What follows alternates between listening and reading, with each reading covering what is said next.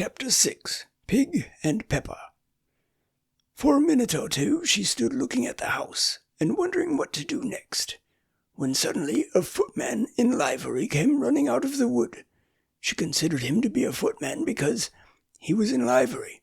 Otherwise, judging by his face only, she would have called him a fish, and rapped loudly at the door with his knuckles. It was opened by another footman in livery, with a round face and large eyes, like a frog, and both footmen, Alice noticed, had powdered hair that curled all over their heads. She felt very curious to know what it was all about, and crept a little way out of the wood to listen. The fish footman began by producing from under his arm a great letter, nearly as large as himself, and this he handed over to the other, saying in a solemn tone, "For the Duchess, an invitation from the Queen to play croquet." The frog footman repeated in the same solemn tone, only changing the order of the words a little, "From the Queen, an invitation for the Duchess to play croquet." Then they both bowed low, and their curls got entangled together. Alice laughed so much at this that she had to run back into the wood for fear of their hearing her, and when she next peeped out, the fish footman was gone, and the other was sitting on the ground near the door, staring stupidly up into the sky. Alice went timidly up to the door and knocked. "There's no sort of use in knocking," said the footman, "and that for two reasons. First, because I'm on the same side of the door as you are. Secondly, because they're making such a noise. Inside no one could possibly hear you, and certainly there was a most extraordinary noise going on within, a constant howling and sneezing, and every now and then a great crash, as if a dish or kettle had broken to pieces." "Please then," said Alice, "how am I to get in?" "There might be some sense in your knocking," the footman went on without attending to her. "If we had the door between us, for instance, if you were inside, you might knock and I could let you out, you know." He was looking up into the sky all the time he was speaking, and this Alice thought decidedly uncivil.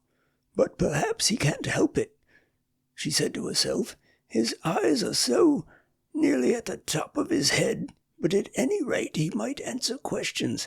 "How am I to get in?" she repeated aloud. "I shall sit here," the footman remarked, "till tomorrow." At this moment the door of the house opened and a large plate came skimming out straight at the footman's head. It just grazed his nose and broke to pieces against one of the trees behind him. "Or the next, maybe," the footman continued in the same tone, exactly as if nothing had happened. "How am I to get in?" asked Alice again, in a louder tone. "Are you to get in at all?" said the footman. "That's the first question, you know." It was, no doubt, only Alice did not like to be told so. "It's really dreadful," she muttered to herself. "The way all the creatures argue, it's enough to drive one crazy." The footman seemed to think this is a good opportunity for repeating his remark, with variations. "I shall sit here," he said, "on and off for days and days." "But what am I to do?" said Alice. "Anything you like," said the footman, and began whistling. "Oh, there's no use in talking to him," said Alice desperately. "He's perfectly idiotic," and she opened the door and went in. The door led right into a large kitchen, which was full of smoke from one end to the other. The Duchess was sitting on a three-legged stool in the middle, nursing a baby. The cook was leaning over the fire, stirring a large cauldron, which seemed to be full of soup. "There's certainly too much pepper in that soup," Alice said to herself, as well as she could, for sneezing. There was certainly too much of it in the air. Even the Duchess sneezed occasionally, and as for the baby, it was sneezing and howling alternately without a moment's pause. The only thing in the kitchen that did not sneeze were the cook and a large cat that was sitting on the hearth and grinning from ear to ear. "Please, would you tell me," said Alice, a little timidly, for she was not quite sure whether it was good manners for her to speak first, Why your cat grins like that?" "It's a Cheshire cat," said the Duchess, "and that's why, pig." She said the last word with such sudden violence that Alice quite jumped, but she saw in another moment that it was addressed to the baby, and not to her. So she took courage and went on again. "I didn't know that Cheshire cats always grinned. In fact, I didn't know that cats could grin." "They all can," said the Duchess, "and most of 'em do." "I don't know of any that do," said Alice very politely, feeling quite pleased to have gotten into a conversation. "You don't know much," said the Duchess, "and that's a fact." Alice did not at all like the tone of this remark, and thought it would be as well to introduce some other subject of conversation. While she was trying to fix on one, the cook took the cauldron of soup off the fire, and at once set to work throwing everything within her reach at the Duchess and the baby. The fire irons came first, then followed a shower of saucepans, plates, and dishes. The Duchess took no notice of them, even when they hit her, and the baby was howling so much already that it was quite impossible to say whether the blows hurt it or not. "Oh, please mind what you're doing," cried Alice, jumping up and down in an agony of terror. "Oh, there goes his precious nose," as an unusual large saucepan flew close by it, and very nearly carried it off. "If everybody minded their own business," the Duchess said in a hoarse growl, "the world would go around a deal faster than it does." "Which would not be an advantage," said Alice, who felt very glad to get an opportunity of showing off a little of her knowledge. "Just think of what work it would make with the day and night. You see, the earth takes 24 hours to turn round on its axis." "Talking of axes," said the Duchess, "chop off her head."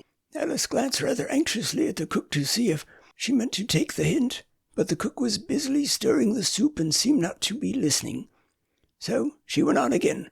24 hours, I think, or is it 12? Oh, don't bother me," said the Duchess. "I never could abide figures." And with that she began nursing her child again, singing a sort of lullaby to it as she did so, and giving it a violent shake at the end of every line. "Speak roughly to your little boy, and beat him when he sneezes. He only does it to annoy, because he knows it teases." Chorus, in which the cook and the baby joined. "Wow, wow, wow." While the Duchess sang the second verse of the song, she kept tossing the baby violently up and down, and the poor little thing howled so that Alice could hardly hear the words. "I speak severely to my boy, I beat him when he sneezes, for he can thoroughly enjoy the pepper when he pleases." Wow, wow, wow. "Here, you may nurse it a bit if you like," the Duchess said to Alice, flinging the baby at her as she spoke. "I must go and get ready to play croquet with the Queen," and she hurried out of the room. The cook threw a frying pan after her as she went out, but it just missed her. Alice caught the baby with some difficulty, as it was a queer-shaped little creature, and held out its arms and legs in all directions, just like a starfish, thought Alice.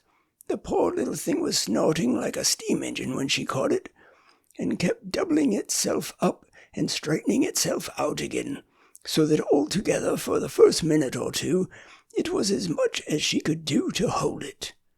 As soon as she had made out the proper way of nursing it, which was to twist it up in a sort of knot and then keep tight hold of its right ear and left foot so as to prevent it undoing itself, she carried it out into the open air. "If I don't take this child away with me," thought Alice, "they're sure to kill it in a day or two. Wouldn't it be murder to leave it behind?" She said the last words out loud, and the little thing grunted in reply. It had left off sneezing by this time. "Don't grunt," said Alice. "That's not all a proper way of expressing yourself." The baby grunted again, and Alice looked very anxiously into its face to see what was the matter with it. There could be no doubt that it had a very turn-up nose, much more like a snout than a real nose. Also, its eyes were getting extremely small for a baby. Although Alice did not like the look of the thing at all, but perhaps it was only sobbing, she thought, and looked into its eyes again to see if there were any tears. No, there were no tears. "If you're going to turn into a pig, my dear," said Alice seriously, "I'll have nothing more to do with you. Mind now." The poor little thing sobbed again, or grunted, it was impossible to say which, and they went on for some while in silence. Alice was just beginning to think to herself, "Now what am I going to do with this creature when I get it home?" when it grunted again so violently that she looked down into its face in some alarm.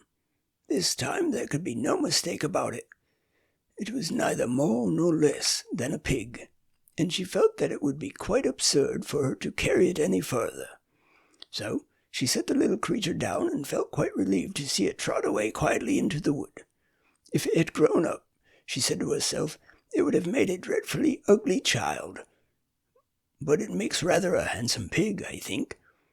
And she began thinking over other children she knew who might do very well as pigs, and was just saying to herself, if one only knew the right way to change them, when she was a little startled by seeing the Cheshire Cat sitting on a bough of a tree a few yards off. The cat only grinned when it saw Alice. It looked good-natured, she thought. Still, it had very long claws and a great many teeth, so she felt that it ought to be treated with respect. "Cheshire Puss," she began rather timidly, as she did not at all know whether it would like the name. However, it only grinned a little wider. "Come, it's pleased so far," thought Alice, and she went on. "Would you tell me, please, which way I ought to go from here?" "That depends a good deal on where you want to get to," said the cat. "I don't much care where," said Alice. "Then it doesn't matter which way you go," said the cat, "so long as I get somewhere," Alice added as an explanation. "Oh, you're sure to do that," said the cat, "if you only walk long enough." Alice felt that this could not be denied, so she tried another question. "What sort of people live about here?" "In that direction," the cat said, waving its right paw round, "lives a hatter, and in that direction, waving the other paw, lives a March hare. Visit either you like. They're both mad." "But I don't want to go among mad people," Alice remarked. "Oh, you can't help that," said the cat. "We're all mad here. I'm mad, you're mad." "How do you know I'm mad?" said Alice. "You must be," said the cat, "or you wouldn't have come here." Alice didn't think that proved it at all. However, she went on, "And how do you know that you're mad?" "To begin with," said the cat, "a dog's not mad. You grant that." "I suppose so," said Alice. "Well then," the cat went on, "you see, a dog growls when it's angry, and wags its tail when it's pleased. Now, I growl when I'm pleased, and wag my tail when I'm angry. Therefore, I'm mad." "I call it purring, not growling," said Alice. "Call it what you like," said the cat. "Do you play croquet with the Queen today?" "I should like it very much," said Alice, "but I haven't been invited yet." "You'll see me there," said the cat, and vanished. Alice was not much surprised at this. She was getting so used to queer things happening. While she was looking at the place where it had been, it suddenly appeared again. "By the by, what became of the baby?" said the cat. "I'd nearly forgotten to ask." "It turned into a pig," Alice quietly said, just as if it had come back in a natural way. "I thought it would," said the cat, and vanished again. Alice waited a little, half expecting to see it again, but it did not appear, and after a minute or two she walked on in the direction in which the March hare was said to live. "I've seen hatters before," she said to herself. "The March hare will be much the most interesting, and perhaps, as this is May, it won't be raving mad. At least, not so mad as it was in March." As she said this, she looked up, and there was the cat again, sitting on a branch of a tree. "Did you say pig or fig?" said the cat. "I said pig," replied Alice, "and I wish you wouldn't keep appearing and vanishing so suddenly. You make one quite giddy." "All right," said the cat, and this time it vanished quite slowly, beginning with the end of the tail and ending with a grin, which remained some time after the rest of it had gone. "Well, I often seen a cat without a grin," thought Alice, but a grin without a cat. It's the most curious thing I ever saw in my life. She had not gone much farther before she came into sight of the house of the March Hare. She thought it must be the right house because the chimneys were shaped like ears and the roof was thatched with fur. It was so large a house that she did not like to go nearer till she had nibbled some more of the left-hand bit of the mushroom, and raised herself to about 2 feet high. And then she walked up toward it rather timidly, saying to herself, "Suppose it should be raving mad after all. I almost wish I'd gone to see the hatter instead."